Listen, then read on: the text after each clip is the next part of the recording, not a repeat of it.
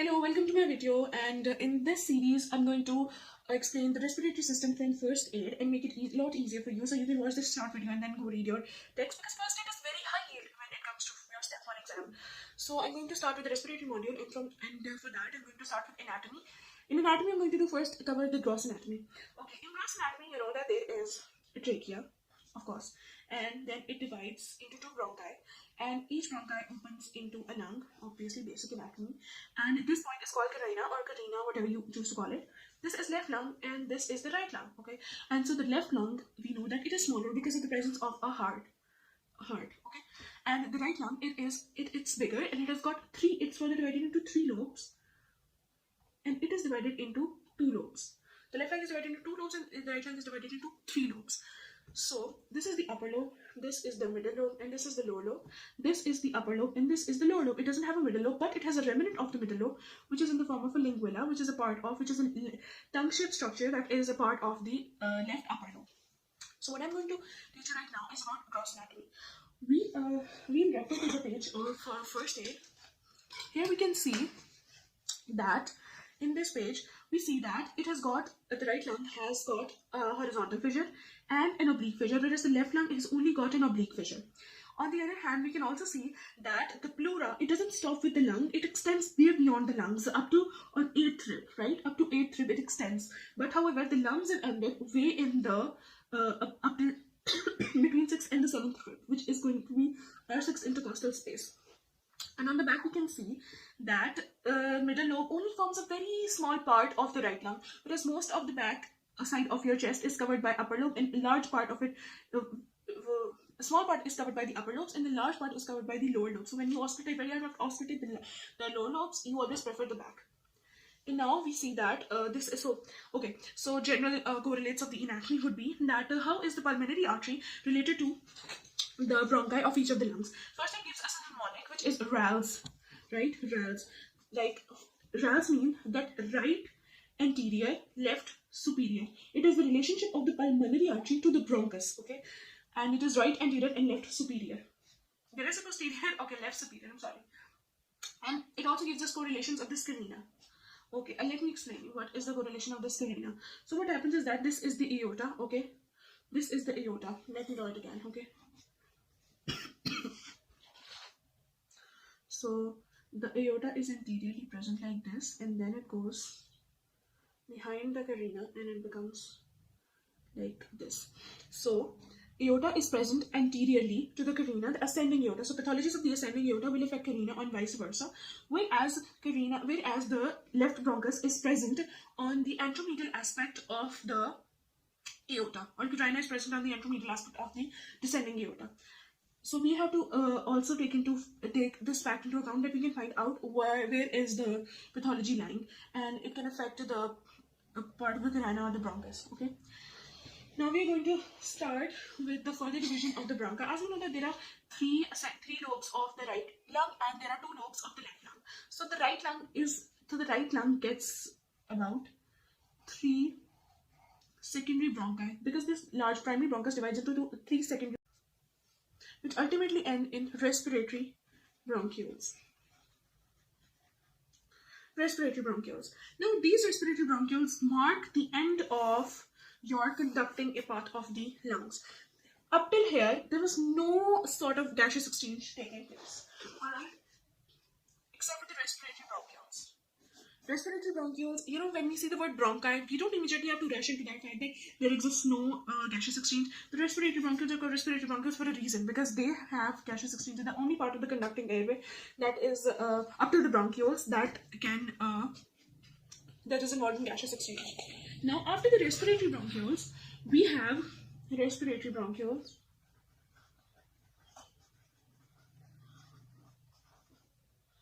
We have alveolar ducts. Okay, so these are alveolar ducts. So these will be multiple respiratory bronchioles, each entering into an alveolar duct. Here, full-fledged gaseous exchange is taking place. Okay, and these would end in alveolar sacs, which will have sacs and ultimately have alveoli. Okay, so this is the whole, histologically, how they are different. we can refer to this page of our first aid, which has beautifully explained it. It will be a little out of focus and you can refer to your own first aid for this process as well. Just listen to the video, okay? Okay, so we see that trachea and bronchi. After bronchi, we see that there are a lot of layers that are involved in the bronchi, okay? So what we're going to do, we're going to divide it into two parts, the conducting zones and the respiratory zones, fine? The conducting zones, we can see all of them have got smooth muscles, all of them have got the ciliated epithelium. Alright, don't forget this. All of them have got ciliated epithelium and all of them have got smooth muscles. So bronchi has cartilage in it. It is the only part of the, apart from trachea, it is the only part, trachea and bronchioles, that have the cartilage in them. Okay, and it also has pseudo-stratified columnar epithelium and basal cells and goblet cells. Okay, respiratory epithelium is a rapidly dividing epithelium, right? So the basal cells help in regenerating those cells. Pseudo-stratified columnar epithelium, basal cells, goblet cells, which produce mucus, and smooth muscles and cartilage. Cartilage, this is very distinct for the bronchi. And you will get questions about it, that which part is present, which of the following features is present in which of the following parts of the airway. Okay.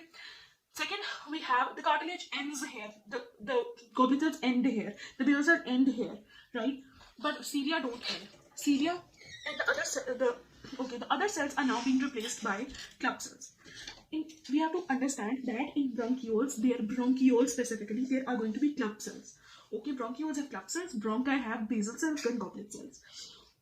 But the conducting part of the airway has cilia. I hope I'm clear.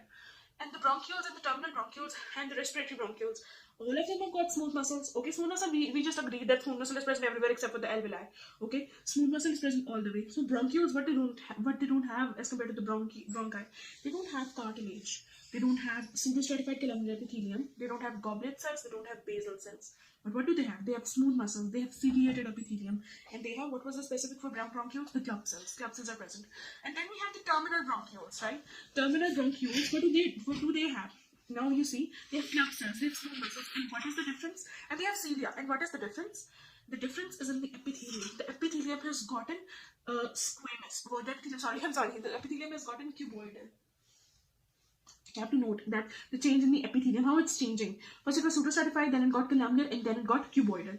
Now we are here in the respiratory zone where the actual gaseous exchange takes place.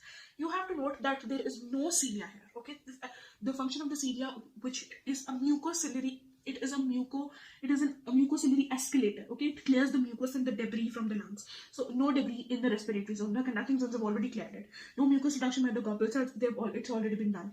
Now we are in the respiratory zones. And respiratory zones have got these club cells, as all the bronchioles have it, and it also has got cuboidal cells. And by the end of the respiratory bronchioles, these cuboidal cells get turned into squamous epithelium. Okay, and so finally the alveolar sacs have got squamous epithelium in them. Okay, you must be wondering what is the... Okay. So, I want to make one thing very clear right here, that the least amount of resistance is going to be provided by only that part of the airway that has the maximum surface area. So, area is oppositely related to the resistance, okay?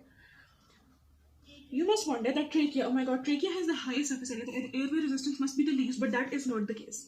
In terminal bronchioles, there is maximum division of the airway. So when you add up, for example, this was around 2. The surface area was around 2, for example. So I was saying that these 0.5s, for example, these terminal bronchioles are like 0.5, you know, the surface area is 0.5. And it's not obviously on scale, but I'm just trying to explain that these all add up to give a more surface area as compared to a larger single airway. Okay, so the terminal bronchioles have got the least resistance to the airway, as they are in parallel and they have collected larger surface area. That is why they offer least amount of resistance. Now we're done with the airway. Okay, now I'm going to start with the histology part. Okay, so we're going to study the histology of the alveolus. So these are a particular kind of cells, and these are a particular kind of cells, and these are a particular kind of cells, and they all form what we call an alveolus. These are basically type 1 pneumocytes. These are type 2 pneumocytes. Type 1, you are seeing that they are present in much more abundance as compared to type 2 pneumocytes. And these are macrophages.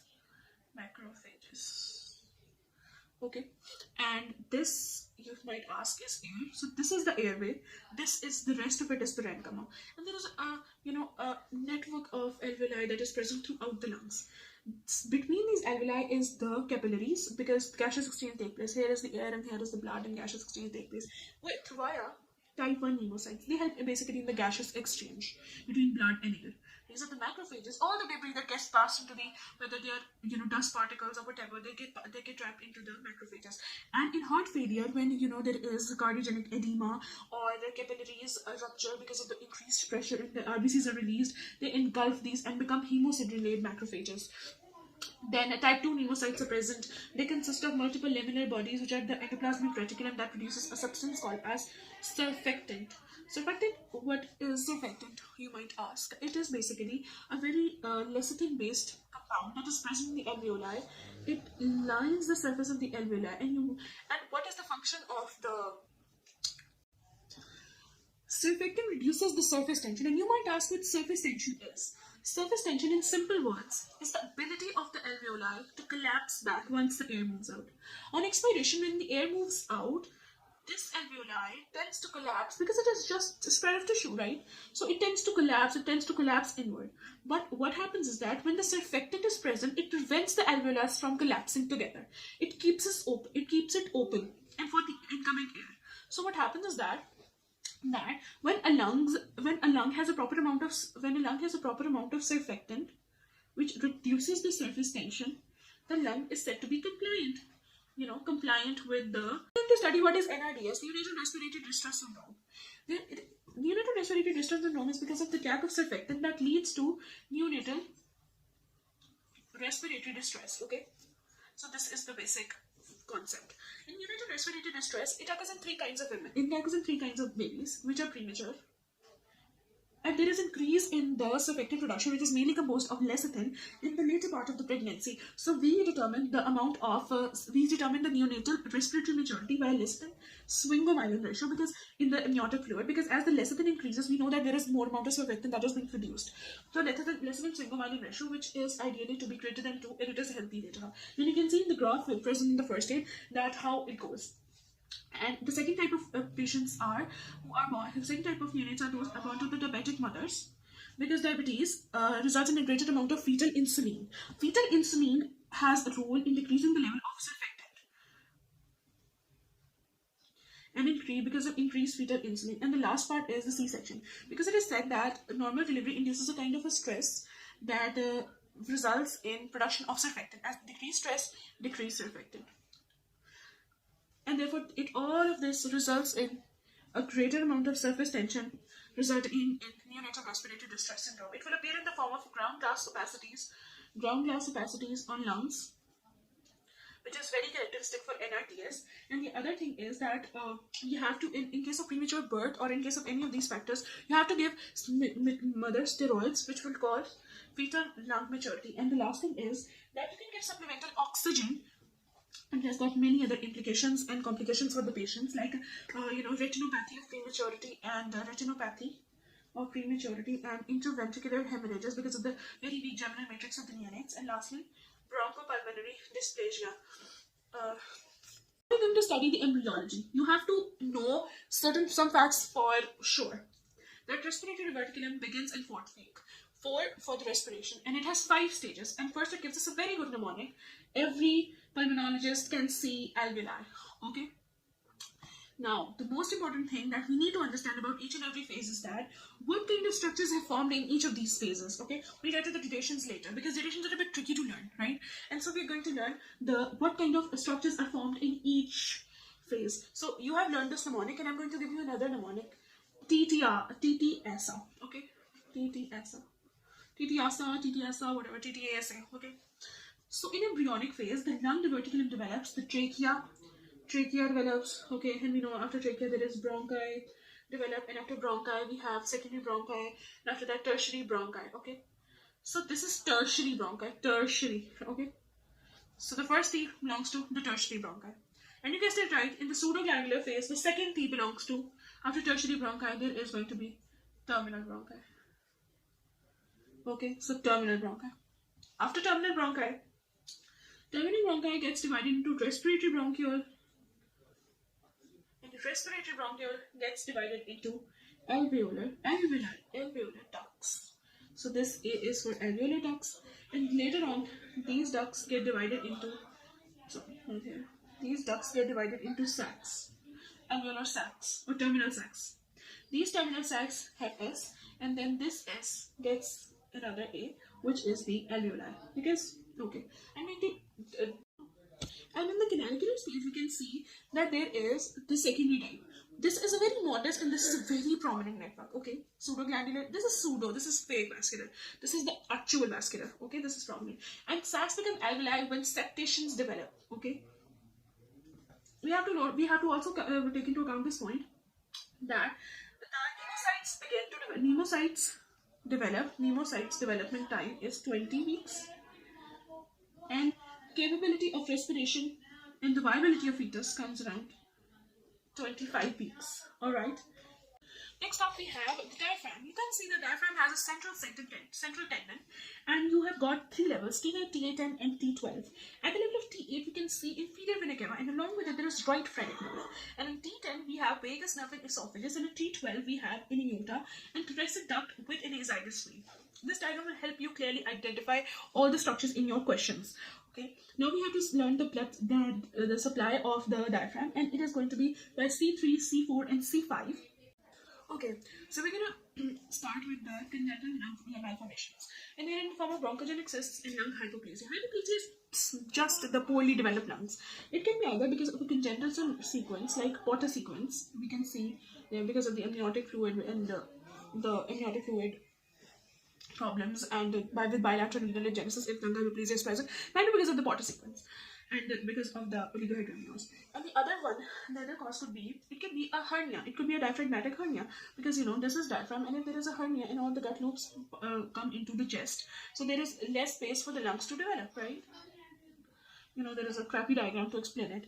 So it can also cause lung hypoplasia. Whereas cysts are basically dilatations of the foregut, or they can be dilatations of the bronchi, or they can be, generally a cyst present anywhere in the lung. It can compress the other part of the airway that is present, and it can get infected. It can produce an air fluid level or fluid-filled cavity that is seen as a very dense cavity on the chest exit. It can cause airway compression. It can cause multiple respiratory infections. That is it.